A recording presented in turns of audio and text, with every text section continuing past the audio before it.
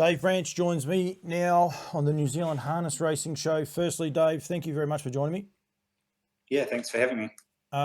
Cambridge Raceway, you're the CEO there. Firstly, we're going to touch on a few things that you have got going on behind the scenes, but how long have you been in the job and do you enjoy it? Yeah, been in the role, I think, 6 odd years now. So definitely enjoy it.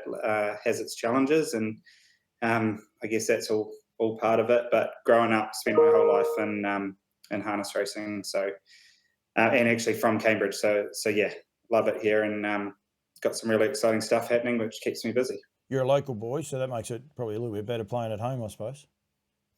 Yeah, definitely. It's a great little town, Cambridge, not too far from beaches and cities and stuff. So it's not too bad.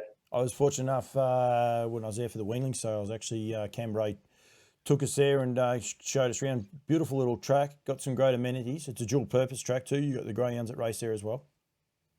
Yeah, definitely. And Cambridge is known for its equine horses and yeah, obviously thoroughbreds is pretty strong here, but we get that good crossover when we have a big event like the Harness Jewels or the race. A lot of the thoroughbred guys like a night out with the trots, which is great. And it's a boutique little track, isn't it? It's quite unique, beautifully laid out, right on the winning post for the majority of the stuff there too. Yeah, definitely. Our biggest asset's our grass the whole way along. So Christmas, summer meetings, we get lots of families coming and yeah, great viewing track, which is definitely our asset. That's what I was going to say, the banking as much as the grass, isn't it? Because you don't have to worry about the tall bloke in front of you. Yeah, definitely.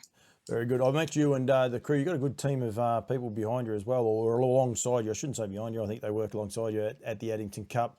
They share a fair bit of passion, the same as what you do for the industry, which is always great. It probably makes it easier to go to work. Yeah, definitely. We've got a great crew at the moment. So we work. They all work pretty hard to pull some of the events off. We're not a big team by any stretch, but very dedicated and like to have fun as well, which is all part of it, obviously. I think that's the best part of it. You should always turn your phone off and before you do an interview. I'll flick that on the silent right now. Sorry about that one. You just flicked yours off too, I noticed. Couple of things we're going to touch on. We'll go to the Grins straight away. And the Grins Night of Champions, which I think hats off to you guys last year, taking a punt. You copped a little bit of flack, one for the name and two for not making it $1 million race. But I don't think people realise how much actually goes behind the scenes to get these races up off the ground. So personally, I think I love the name because it is the race. That's what it is. And I think it's great. I don't care what there'll be a lot of people who don't agree with me, but that's all right. I'm sure you've heard them all as well, but I think it's a great name. But I think hats off to you guys for getting a self-funded race off the ground. Last year was $900,000, but this year's raised to $1 million. Yeah, so we've got a bit of hard work to do between now and the 14th of April. So we've got a plan to essentially run a sweepstake that'll help us get the extra 100K that we need. So the idea is we're going to sell 2,000 tickets, $100 each. That'll give us, and then the prize pool, there'll be 10 winners. We'll draw a horse in the race, and they'll be competing for $100,000 worth of money. Winner will get about 50K. So that'll add another layer to the excitement and stuff as well. But yeah, we're working on that at the moment. So you'll have 10 people on the night who don't necessarily have owned a horse, and they will be barracking every bit as loud as what the owners as of last year are self-assured, but whoever, when they're coming up the straight. Yeah, definitely. So we've got a pretty good community here as well in Cambridge. So hoping some of those people get behind. And as you say, it could be someone new to racing that gets involved and has a horse running. For their first prize will be 50K. So pretty significant. Absolutely. So for $100, you can draw a horse. You get that horse 50. Well, do they pay back to last, or is it? Yeah. So everyone will get something. We're just working on those details, but the total prize pool will be 100K that they'll be competing for. So 50K to the winner, and then everyone will those 10 people will walk away with something. Outstanding. I actually rang you because of Rock and Roll Do and also Old Town Road already cementing their spots a long way out, which I think is great for the build up of the race and the likes. I found out so many other layers to it already that I didn't even know about. well done. You guys are really thinking outside the square. Yeah, we sort of pride ourselves on thinking outside the box and trying new things. And hey, they don't always work, but yeah, as I said, we don't have a huge team, but we've got a creative one, so we've got to keep going and trying to do different things, I guess. And it is self-funded. It doesn't draw back off the harness racing community. That's the other key component of it. Yeah, so Harness Racing New Zealand this year are giving us a small amount to help top it up, I guess, just standard sort of base race funding, but the majority of the funding has to be self-funded. Yeah. And that happens at all races, especially all feature races, and they should. That's what they're there. The governing bodies are there for. And I mean, they help me bring this show to you, but I'm not having a swipe. That happens in every jurisdiction in, I think worldwide would contribute a portion to it. But so if you didn't have this race, you'd have another race which they'd be contributing to anyway. But that's a starter, and then you're able to get a $1 million race. I noticed there's a couple of changes to the terms, Dave. Just one thing I did want to touch on before we start on the horses and the excitement level, but I just noticed there that Dunstan's, by the looks, missed out last year, and you've changed things so that your major sponsors don't miss out. Yeah, it was pretty unfortunate last year. The horse was withdrawn prior to it was after acceptances had closed, but before the barrier draw had been done, and it was just a little glitch that we hadn't sort of prepared for. So it meant that Dunstan still got essentially the same money back as they would have got for running last. So they weren't necessarily out of pocket, but obviously everyone wants to have a runner and feel like they're there. The other thing that made it difficult last year was the programming. So the horses that weren't competing in the race were actually racing the week before down at Addington, which meant that we didn't have a pool of emergencies to draw from had we have had emergencies anyway as such. So those things have been corrected, and now we've got essentially room for, there'll be a pool of emergencies, and then the top seeded one, I guess, or one will be chosen to be drawn in the field, so that if there is a scratching right up till the morning of, there's an option there for a deal to be done and a horse to race. Which is exciting and adds some more intrigue, because I think it was the little mare of the Witches was scratched, was it not? Foot abscess, I think, and I don't think she's raced after it either. No, so it was pulled out prior, and then I think they grabbed Majestic Cruiser, so not a bad replacement. They ended up getting second. Yeah, no. It was Playboy that didn't make its way up here, and that was Dunstan's horse. Yep, unfortunately, Dunstan's great supporters of the industry. Full stop. They do a great job over there in New Zealand Feed Company. Grins. We want to mention them as a major sponsor. Are they a big sponsor in harness racing, or is this their first, I suppose, toe in the ocean? Yeah, so it's only their second year in business, so they're really new. So obviously, three well-known ex-All Blacks and current All Blacks involved there. So they're signed on for 3 years. Last year was, I think, Damien McKenzie was playing in Japan, so he wasn't available. Anton Leonard-Brown had a operation, so he wasn't there. So it's just Stephen Donald on course, but they're all, schedules permitting, they're all looking forward to a really big night this year. They all love their racing, and there's a good synergy there with Stephen Donald's on scenes as well. So it just kind of all works. But yeah, they're really enjoying the coverage, and they're great to deal with. So and looking forward to growing. They make some really cool ads. That's the one thing I did up, and I think someone sent me one of the ads over last year, and I was like, they're thinking outside the square, which is super exciting as well. Yeah, and exactly what we want to achieve. When we went out, we purposely were looking for a sponsor that wasn't someone, I guess, ingrained in the industry, so we could bring a different element to it. So a big focus for us this year from the event point of view is getting that 5,000-6,000 people GA on course. We were pretty, I guess, in some ways fortunate, but also unfortunate last year. The COVID restrictions ended the midnight the night before, so it gave us some freedoms, but it was all a little bit too late. So yeah. Don't have to worry about that this year, all going well anyway. We don't have to worry about it. Before we touch on the two horses that have already secured a spot, you've got your summer racing happening at the minute. Unfortunately, things just not quite going to plan. A couple of races being scrapped, the weather not playing its part. It's can be frustrating. I say about promotion and what everyone does behind the scenes. It can just be a bit frustrating from time to time, can't it? Yeah, for sure. A lot of that's outside of our control. So yeah, the weather's finally come right today. We've had a tropical cyclone passing through, and to be fair, we've probably dodged the worst of it, but it's meant no big crowds like we probably would have expected. And yeah, a couple of races been scrapped. We had unfortunately Copy That and Old Town Road. We had a race with them and their springboard to Australia that didn't get enough horses to get off the ground, so we lost that as well, which would have helped the crowd situation probably. Oh, it'll turn. As we all know, it does turn. The seasons are changing and things like that, so it'll get there. Right, onto the horses. Firstly, Hydroflow, Brecken Farms, or Ken Brecken, of course, does he own, I'm not sure if he owns it outright or not, but he is a major contributor with Hydroflow. They have secured Old Town Road, a horse that I suppose I came into contact first when I was over there for the New Zealand Cup, and there was a lot of hype about him, and I know why. When you see him, don't have to worry about his racing. It's just when you actually see the horse, full stop. He's a cool dude, isn't he?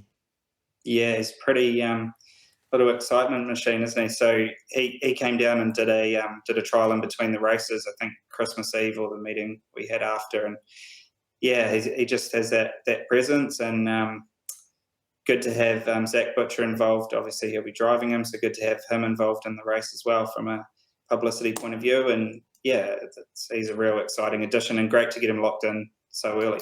And he's already over here for the Hunter Cup, Ballarat Cup, and a few other races as well. So he'll only add to his CV, which will, again, add more and more intrigue. And that's what I want to do, is try and, I suppose, build it up. We don't want to just leave it to the last week to build it up, because it'll be fine. So I'm sure you'll be watching Ballarat Friday night, but plus plenty of the, Saturday night, plus plenty of the other races leading into it. And we talk about Ballarat, but the Australians have already, the Aussie lads, they've also already secured Rock and Roll Do, a horse that you got to see, and obviously Mick Stanley, I'm sure you met with him over for the New Zealand Cup.